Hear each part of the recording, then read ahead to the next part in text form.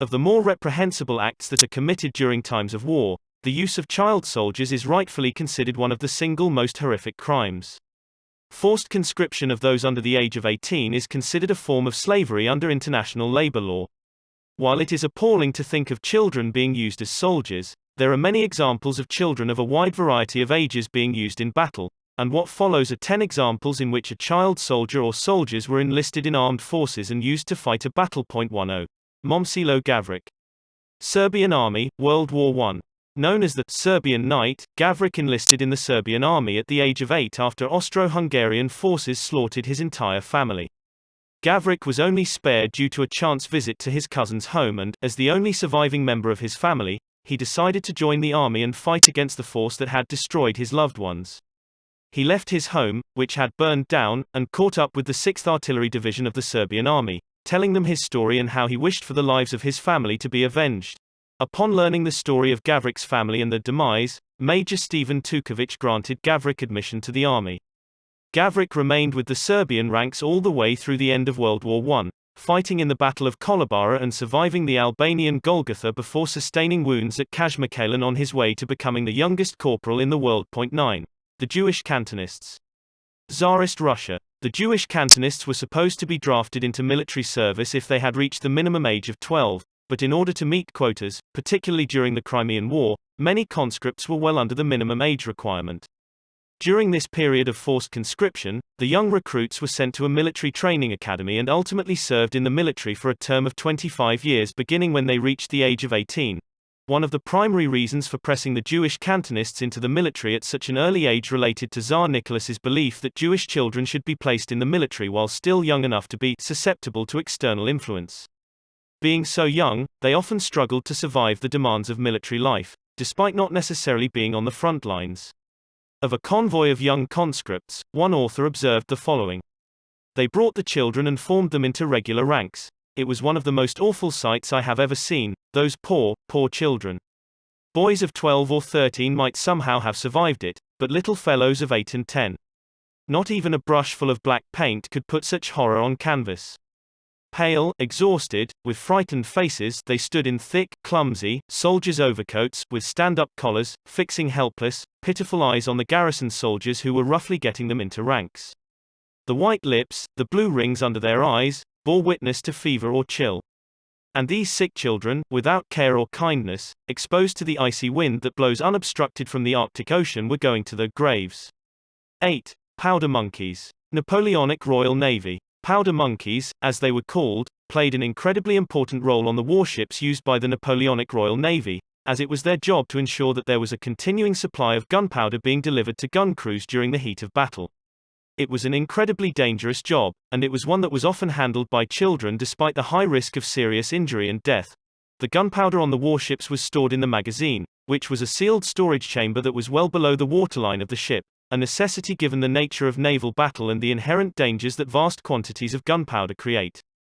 The responsibility of this important duty fell to the powder monkeys, who would have to provide a continual supply of the powder to the guns during battle, which, of course, led to serious carnage. New histories noted that, during action, as broadsides were fired into the ship's hull, splinters of oak several inches thick would inflict obscene injuries.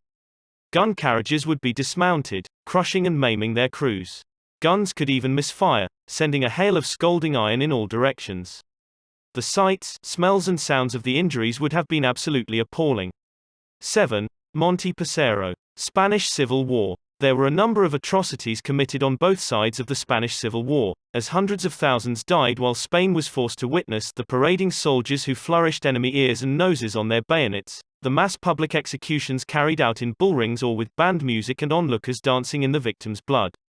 Francisco Franco's forces raped and murdered without hesitation, with one of Franco's generals noting, "It is necessary to spread terror.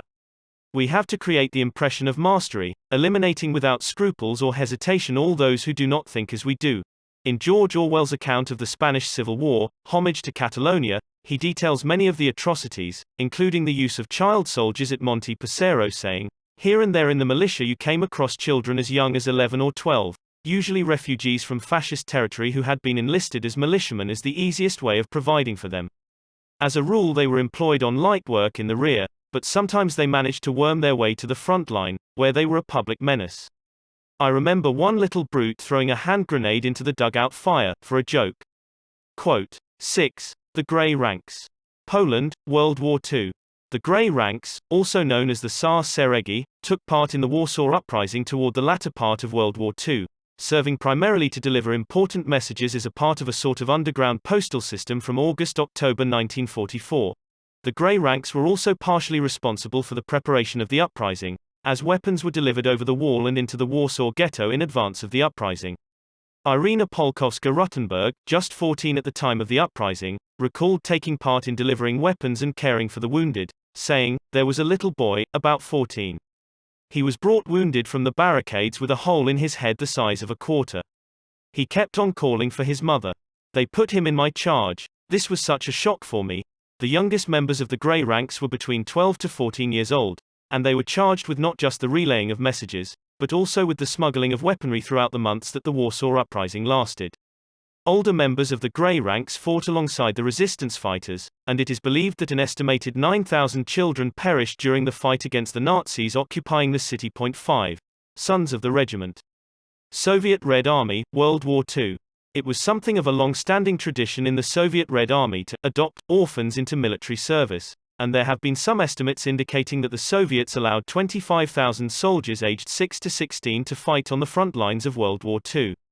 The duties of the sons of the regiment were not limited by the soldier's age, and there were many instances in which a child soldier would be seen carrying a submachine gun into battle. If they were not fighting in battle, they were used in any way possible to aid the unit to which they belonged, as some took on radio duties while others served as medics or nurses. One of the more memorable stories relating to the young Soviet soldiers involves a 13-year-old girl, Maria I. Makarova, whose family was killed during World War II. She lied about both her age and gender in order to join a unit and ultimately fought under the leadership of Major General Ivan Paniflov in the 316th Rifle Division, earning a medal recognizing her bravery in defense of Moscow. When presenting the medal, Major General Paniflov asked Makarova, "Hey, lad, what's your name?" To which she responded, "I'm not a lad, I'm a soldier." 4. Hitler Youth. World War II. The Hitler Youth played a vital role in the Nazi Party's rise to prominence in Germany, as many young German boys were indoctrinated with the beliefs and values of Nazism from a very early age. The spread of the Hitler Youth was swift, and 1935 saw about 60% of German youngsters belonging to the group. This would be quite important in the years leading up to World War II, as the Hitler Youth would be heavily relied upon all the way through the war's end.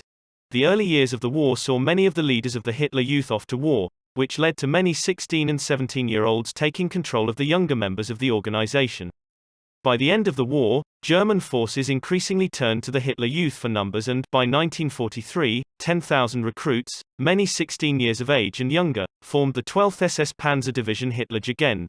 The following description is quite illustrative of the level of indoctrination and devotion among members. The shocking fanaticism and reckless bravery of the Hitler Youth in battle astounded the British and Canadians who fought them. They sprang like wolves against tanks. If they were encircled or outnumbered, they fought until there were no survivors. Young boys, years away from their first shave, had to be shot dead by Allied soldiers, old enough, in some cases, to be their fathers. 3. Revolutionary United Front. Sierra Leone conflict. The civil war that plagued Sierra Leone for years resulted in countless atrocities, and the reports of the violent child soldiers fighting for the Revolutionary United Front, RUF, remain particularly chilling. Like many others who used child soldiers, the RUF took advantage of the recently orphaned children and forced them into combat under threat of extraordinarily harsh retribution. Ismail Bia, one of the many child soldiers used by the RUF, recounted his experiences with the rebel group, saying, "Somebody being shot in front of you, or you yourself shooting somebody became just like drinking a glass of water. Children who refused to fight, kill, or showed any weakness were ruthlessly dealt with. Emotions weren't allowed. For example, a 9-year-old boy cried because he missed his mother and was shot. These children were forced to fight on the front lines, and the threat of death to them or members of their family was ever present. Females were also routinely abducted by the RUF, and rape was a common occurrence." Speaking of the civil war in Sierra Leone, Peter Takirambudi, the executive director of the Africa Division of Human Rights Watch, said, "Children face some of the gravest abuses in this war at the hands of the RUF. The RUF specifically targets children for recruitment as child soldiers, forced labor, and sexual exploitation. 2. Lord's Resistance Army. Northern Uganda. The Lord's Resistance Army, LRA, led by Joseph Kony, has been terrorizing northern Uganda and the surrounding area for nearly 3 decades. Initially formed in order to topple the Ugandan government, the LRA began taking young children into its ranks after Kony lost the little initial support he had. The methods employed by the LRA are appalling, as the group has been known to force their captives to rape or murder members of their own family, making them orphans and preventing them from ever returning home. The LRA routinely raids villages for supplies, killing the weak and the old with machetes, swords or stones, and cutting off people's ears, lips and noses to serve as a warning to others. The rebels capture those who can be useful to them, including children strong enough to carry weapons. The captives are tied together and marched to camps where they are violently indoctrinated and turned into soldiers, porters, cooks, or sex slaves. One of the commanders of the LRA, Dominic Ongwen, is a former child recruit who remained with the LRA for years and is now facing war crimes charges from the International Criminal Court, ICC.